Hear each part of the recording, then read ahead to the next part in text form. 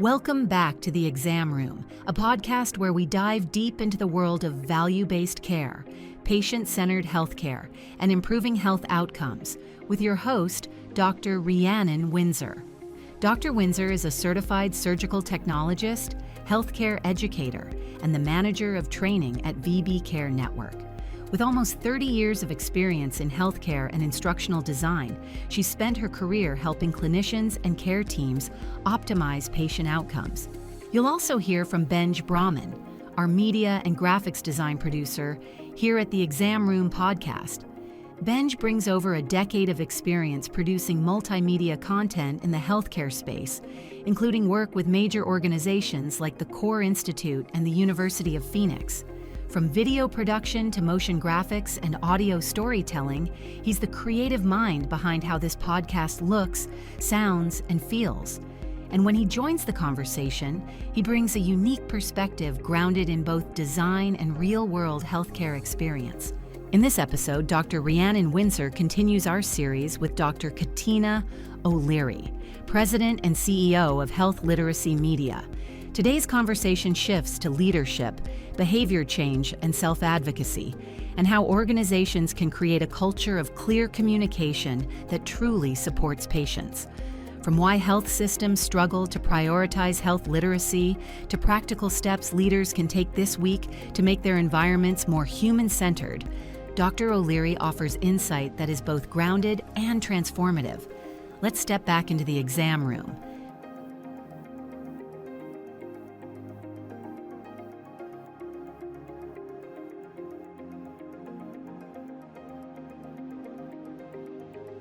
What about leadership? What would you say to them to guide them to create this culture where there's effective communication and there's a focal point on health literacy? We do health literacy work all over the world, and the hardest place for us to make progress with health literacy work is in medical systems across the board. What happens to us is when we go and try to partner with health systems, I get invited over and over again to volunteer on the forms committee. People like me included, are international experts. We speak all over the place. My company gets paid to do this for, large international pharmaceutical companies. We write the protocols and policies. We create informed consents. We do all this work. But when we go to health systems, we get invited to be on the forms committee and told that it's not necessary, that they have it handled. Despite all the things we know about patient satisfaction, about the lawsuits we see, about all the challenges that we hear, it is just not something that people prioritize. And we hear about sort of unfunded mandates, about all the money the system doesn't have. It is just not something that people understand as a problem that is connected to safety, quality, satisfaction. It's just not something that people are willing to think about. And it's fascinating to me. It blows my mind. I mean, I've had hundreds of conversations and as have my peers, right? I mean, this is like, none of us can crack this. And it comes down to, I think, the folks that lead the regulatory groups made a choice years ago to focus on patient safety instead of health literacy. And they didn't roll health literacy into patient safety in a significant way. And so I think people sort of determined that this wasn't important. It seems like it's not a requirement. And it's not. But, again and again and again, we continue to see these problems at a system level, right? I mean, communication problems are very clear. Satisfaction problems are very clear. We see the outcomes that are clearly not being changed. If I had the leadership standing in front of me, what I would maybe say to them is, you've tried everything else. Nothing's really working for you. This isn't that expensive for an intervention. Maybe give a pilot a go. Maybe an external pilot, because what other companies do is recognize that having an outside expert look at it with fresh eyes is more useful than having folks internally do something that then goes to legal, and legal puts, a big heavy hand on it and knocks it back down, and internal folks can't push back.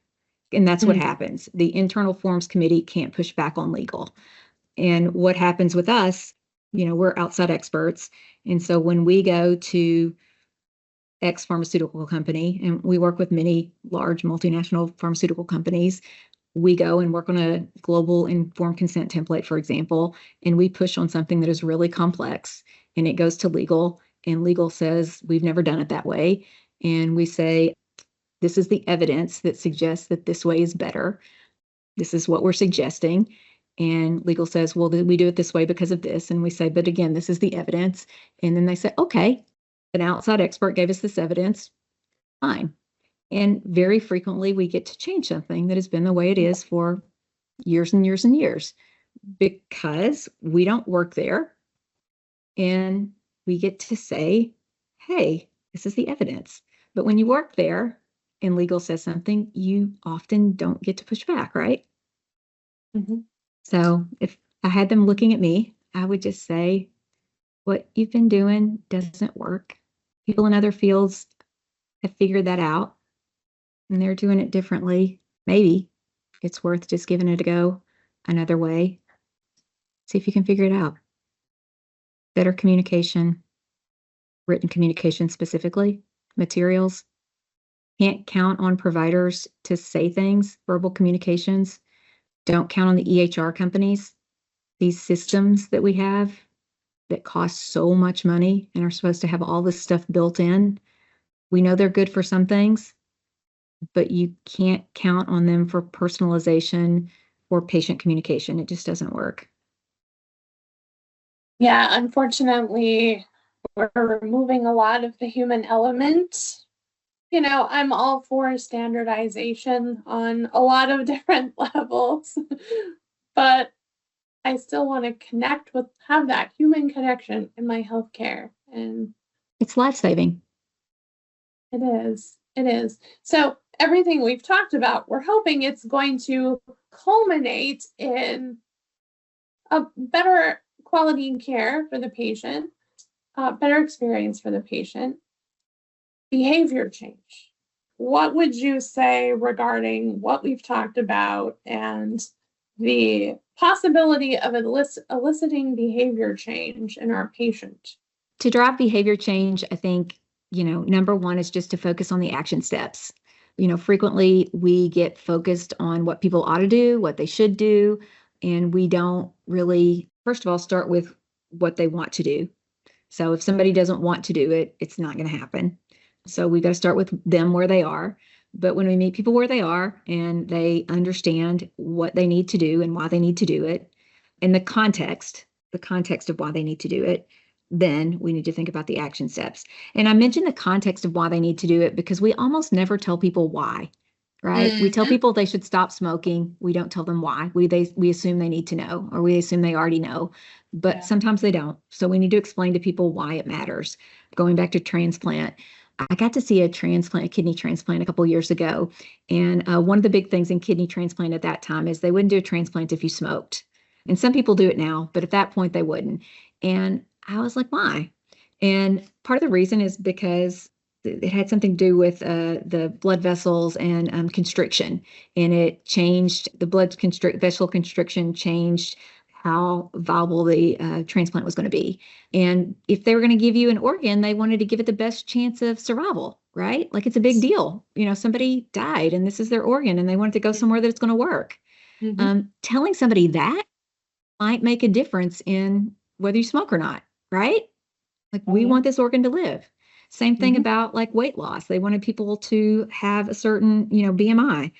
So telling people to lose weight, it just makes people feel bad, right? Shame-based, lose weight. But if you tell people why you want them to lose weight or why it's important, it's a different thing. And you want people to understand why they need to weigh a certain thing or why it's necessary. So understanding why you're doing something and then buying into like, okay, I get it. I want to do it. I'm with you, meeting you where you are. And then what are the action steps to do it? like exactly what are we supposed to do and how do we get there, and working people through those action steps. Again, this is where the chunking comes in, making sure the action steps are very specifically laid out and we understand what they each are, and how we get to them. That's how people change their behavior. You can't do it if you can't see it, you don't understand what it is, and you don't have the actual understanding of what you're supposed to do and how you're supposed to do it. Really focusing again on the need to know information versus the nice to know. So again, how do we actually do it? And making sure that this is the social worker in me, you set up the environment so that people can do it. People don't have the tools that they need. People in their Yes. life don't know what they need to do. You don't have the resources. All of those things are necessary. We can't just tell people, go lose 50 pounds and wave a wand and hope it happens. Not going to Right. happen. Never going to Yeah. happen. And that's not health literacy. That's just reality. We have to be realistic about how to do things for people, and sort of create systems that work for folks. Yeah, that's one of the things I was thinking of too, was just helping them to make it achievable. Because if you tell me that I have to, to lose weight, I'm going to have to exercise 150 minutes a week. Yeah. And I, work full time. I have 2 kids, 2 dogs, 3 Right. jobs. I mean, whatever it is, like just letting them know, like baby steps. Right. Right. So walk your dog Yeah. for, around the block 2 times. Yeah. Do you live in a place Exactly. that you can do that? Right. Mhm. Do you live in a place you Yeah. can walk your dog around the block 2 times a day? Yeah. Right. Can you Yeah. cut out like one, coffee or, with sugar beverage, whatever, really understanding somebody's life and what they can do and figuring Mhm. out what those specific action steps are for them, step by step. Absolutely. Yeah, because I think we're doing our patients a disservice if we just assume that they're going to be able to work through all of those things on their own. Like it's so much easier if you have like a workout buddy or a study buddy or a mentor, Have or to. a partner, Mhm. like that always has been helpful for me in That's helping the me need to to know, achieve that right? goals. Yeah. The how, exactly. How are you going to do it? What are you Hmm. going to do every day? How are you going to make it here? What are the checks? Absolutely. Yeah. Just one little thing. Okay, move around for 10 minutes after dinner every day. Can you do that? Right. Like just put the dishes in the dishwasher, or change over some laundry, or vacuum the living room. I don't know, throw the ball for the dog in the backyard, whatever. Just help them to commit to that, or put mechanisms in place, that can guide them and support Right. them. Change your ice cream to frozen yogurt. I mean, Yes.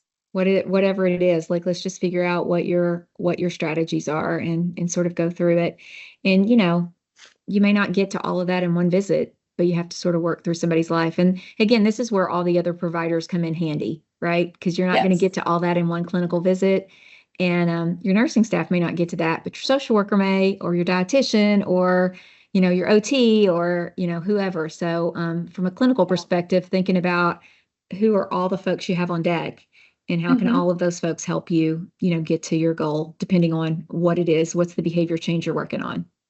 And behavior change is hard. I mean, It again, is. getting back to the beginning when I said I was a substance abuse counselor, like I'm terrible at that stuff because it's hard to change, Mhm. and it's hard to do that sustainably, and And those you things can't feel force good. someone to change, really. You can't, No. And I remember when my mom got her diagnosis of diabetes, and I was talking with her, and she said, "Well, I can't eat anything anymore. Mhm. Like there's nothing I can eat." I'm like, "Well, there are things that you can eat. Maybe let's just think of 2 small changes, Right. that you can make. It's just eat a whole food, with Right. every meal, or like whatever that looks like." But she was really discouraged because she left her appointment feeling like, well, there wasn't anything she could eat. And I think in the back of her Right. mind, she still kind of carries some of that. Well, and adults don't like to be told what to do. Yeah. Well, There's I mean, that. kids don't either, but adults for sure, right? Like we Yeah. do not like to be told what to do. We don't like to be told, talked down to, not like to be controlled. There's all this sort of feeling around it. And it's shame based, and we're talking about weight here, but it's not just weight. I mean, so many things that behavior change wraps around. We're talking, weight, smoking. We talk about, substance use. We talk about exercise in general, not even weight. Like almost everything that is real behavior change is something that generally there's some element of doing something that we feel like we shouldn't be doing. They very Right. infrequent, we're changing your behavior because you're not supposed to be doing it. It's not like you're doing a great thing and they're like, oh, change that. So there's a shame, right? Like we all want to be doing good. We don't like it when somebody says, we're caught doing something bad. So there's a shame-based piece, and we get caught and we're adults and that doesn't feel good. Takes you back to like a kid, like It does, called out. especially when your brain connects that to, oh, I wasn't doing something right. Okay, well, right. you get this diagnosis of heart disease. Well, look at your smoking, look at your Yeah. diet, you're sedentary, all Yeah. these things. And then the person's just like, okay, like I caused my heart disease. That's all I I'm can being hear. And I punished. can't hear anything else now. Like I've brought this horrible thing upon myself. It's all my fault. And Yes. that I'm being punished in the worst way. I can't even have a cookie. Yeah, Right. exactly. It's Exactly. terrible. Right. Yeah. So you do have to sort of take it piece by piece, focus on action steps, but like itty bitty ones, and try to sort of help people find sort of substitutions and small ways to still have some wins. And it's really like you make a really good point. If people have folks in their life that can stand in and have a partner with them, even if you as a partner don't need to do those things, it still feels great. If the people in your life can, eat the baked chicken with you, even if they don't have to. It's kind of a bummer if you're making baked chicken for yourself and ooey gooey lasagna for everybody else or whatever. It's really hard to do those things. And so figuring out how to do things, particularly when you're starting, when everybody in your life can kind of rally around you and you can support those behavior changes while you get in the habit of making those changes, because it's hard to do it on your own, for sure. It really is. And I love what you said about, kind of the wraparound services, because clearly providers cannot, in the system that we have at the moment, they cannot provide all the support that the No. patient needs. So that integrated approach to care, Mhm. I think is so, so, so, so important. Yeah. And this is a place where technology can help, though. I mean, there's an app for everything, everything. So, once you've got your head wrapped around what you're supposed to do, for so many people, even older adults, I mean, there is an app to sort of track and to focus and to send you reminders. And for many folks, they fall off use of those apps really quickly. But while you're getting in the habit, it's really nice often to have the little reminders and the bells. And, for the longest time I did a Fitbit and, I'd get a party on my wrist when I'd walk my 10,000 steps or whatever. And, those things are really good behavioral tools as well. And so, I mean, I think this is a great way in behavior change, particularly in some of these health behaviors, to keep people going when they first get in their habits. So once your provider tells you what to do and your wraparound services sort of help you figure that out, I think thinking about, if you're that kind of tech focused person, figuring out if there are any apps or resources that can help you sort of get on track and stay on track. I think that is, one of the best possible uses of technology out there for most folks. Absolutely. And then if you can create a sense of community, right? Like Absolutely. Bob achieved his 5,000 steps, like send Bob a congratulation or, whatever that looks like. But, for us at BB Care and ABC Network, and we partner with FQHCs, and a lot of our patients are in these rural areas where they're very isolated. And I think creating that sense of community for them, like you're not alone, there are other people struggling, succeeding, and I think that's helpful. I think that's really cool. And, you see a lot of them do it really well. One of the apps that I was on for a while created these communities of people chatting all the time. For me, that didn't help because I thought, like, who are these people? It didn't work for me. I could see it working for other people. But my Apple Watch lets me see all of my friends who are sort of exercising and things. So we don't live in the same place, but I can be like, oh, Kendra is like exercising today or whatever. So we're like, 1,000 miles apart, but it's kind of nice to do things like that. And so, you have to find what works for you. And there are way too many of these things. But I think if you figure out with like your friend groups and your family groups and people what they're doing, and if you don't have any, finding one of these other people that create other kinds of community, I think there are lots of options. And so you just have to figure out, what's helpful. And I think for providers, knowing your patient group and having a handful of those at your fingertips so that you could guide people is a really smart and helpful, opportunity to really support your patients, because they're going to ask. And if they don't ask, they should ask. And, it's a good thing to be able to just pull off the prescription pad and be able to give them a couple of suggestions. A few months ago, I was on vacation, and so I got massage facial, and so I'm having my facial, and we're kind of chatting, and usually I don't like to chat that much, but she and I were chatting, and she was like, "Oh, well, do you use this, or have you heard of that?" And by the time I left there, she had like written down like this list of things for me. Yeah. I didn't ask her to do it. I didn't know she was doing it, but I never learned so much having a facial before, Yeah. I was like, wow, you are so knowledgeable. And I would have never remembered those things that she told me, Yeah. So well, that was really helpful. One of the last intervention studies that I did when I was at Washington University before I left, we were doing a study of female crack cocaine users who were in drug courts. And the intervention was to send community health workers into drug court and to log all the things that the judge told them to do, because we hypothesized that people kept going back to jail because they didn't do what the judge told them to do because they couldn't remember. So we randomized who got somebody to keep track and who didn't. And we were right. So we had these little sheets of paper that had carbon copies at that point, but we had a list of all the things that the judge could possibly tell somebody to do in drug court. And the, navigator, whoever, would just like check it off when the judge said, go get your ID, sign up for this, go to treatment, blah, blah, blah.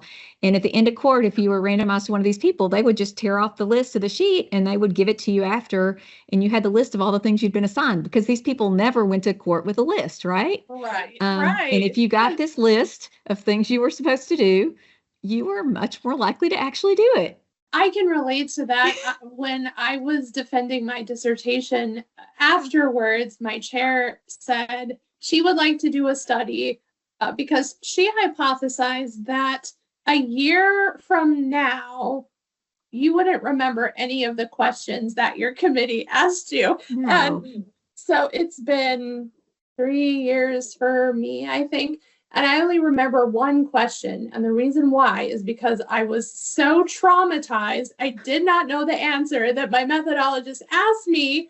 And I had to say, I don't know what that is. And that was, it wasn't at the end. That was just defending my first 3 chapters. And that's the only question I remember. I don't remember anything else that was said. Scarred. I don't remember any questions that were asked. But that one, I was like, I feel like such an idiot right now because I have no idea what he's asking me. Yep, permanently scarred. Right. But those things really matter. And so, in addition to keeping up with what you're supposed to do in your visit, which patients don't do, I mean, this idea of, if we really want to behave or change, we have to help them figure out what that is. Yep. But then, if we know some ways that we can support it, why don't we tell them, right? It's not a guessing game. So there are apps out there to do it, and we think that they might be useful to the patient population. I think it would be cool to be able to point people. I think oftentimes, as patients, we don't necessarily know how to advocate for ourselves in our appointments with our physicians. What kind of advice would you give to folks that don't necessarily understand how to advocate for themselves in a health setting? I think that is a really good question, and I think it is really hard to do it. I think, it's something that's built up over a lifetime, right? Of this idea that, you see somebody in a white coat and, the whole scenario is set up to sort of reflect power, right? They're in a white coat, and often, you're in a little tiny, gown, and it's cold and you don't have any other clothes on often. And, you're sitting there waiting. I waited one time so long that I fell asleep. I mean, it's just, it's not a good situation, right? It's a big power differential, and frequently you don't feel good. So you just don't even have the energy. So, one of the things I always remind people, or I always suggest to people, is really know what you're looking for when you go in. So preparation, I think, is key. So have your questions ready when you go in, because then you're sort of set and you know what you need when you go out. And this is just like I prepare for my day, right? Every day I write a list of things I can't stop working until I've done these things. And it's the same thing. I mean, I can't leave the visit until I've asked these questions. And so I think if you prepare like that, that's good. I also, I said this earlier in the visit, but nobody in my family gets to go to a medical visit by themselves, like ever. And it's not because I think something bad is going to happen to them or they're incompetent. It's just because of the power differential and because of the complexity of the situation. You just need somebody else there. You're going to forget something and it's going to be complicated. And you just need somebody to sort of balance the situation. I think that's the other piece. And then, the third thing I would say is, if you find yourself in a situation that you've got your questions and you got somebody there and you really still don't feel comfortable asking a question or advocating, I would suggest some soul searching about whether this is a provider that's for you. Because, I get that it's scary, but if the provider leaves you in a situation where, there really is that big of a gap, maybe it's about them, not you. I think people are too quick to put the blame on themselves. Some providers just are not good at what they do. And I mean, if you're going to have, like brain surgery or something that it requires so much skill that, you want the best person in the world and you don't care about their communication or anything else because you know that the way they handle the knife is all that matters, then fine. But most of us aren't doing that. Most of us are in, a primary care setting where, someone that it can explain it to us and make us feel comfortable enough that we can ask questions is as important as anything else they do. We can afford to like shop a little bit and find somebody that we can ask questions. And it may not be important all the time, but as we get older and have more and more challenges, the comfort we have calling and asking questions about things that don't make sense to us or are uncomfortable becomes increasingly important. So I think you want to get a provider in a provider group that you feel good about as quickly as you can in your life. Sometimes it really is them. Sometimes it just doesn't work out. One of my old deans, she was from the Philippines, and she said she would not see a provider that was not Filipino. They just don't have some of those words in English. Yeah. And I need to be able to communicate to them in my native language. From a cultural perspective, that makes sense too. Right. Well, and the other piece that people don't think about a lot is the medical school curriculum is really big and bloated. And there's not a lot of room for communications training. So a lot of providers don't get a lot of training on how to communicate well or patient interaction overall. And in fact, we had a lecture a few years ago by a physician that was vice dean at one of the medical schools, and he talked about dissatisfaction in medical school because so many medical school students didn't have patient interaction for so long. And just the disconnect between working with people is so large that by the time you get to work with people, it's basically been sort of the humanness beaten out of you. A lot of people are so smart, and that's how they got there. And then the interaction, the human part, is like sort of not part of what you're trained. And then you finally get to be a physician, and some people sort of come back to being human and doing it, and other people don't. For a lot of patients, maybe that's okay and you can get around it. But if you're finding yourself in front of a person and your style doesn't match and you can't get comfortable with that particular provider, absolutely, it's okay to just find somebody else. The challenge is if you're in a small community. We talked about those folks out in rural communities where there aren't choices.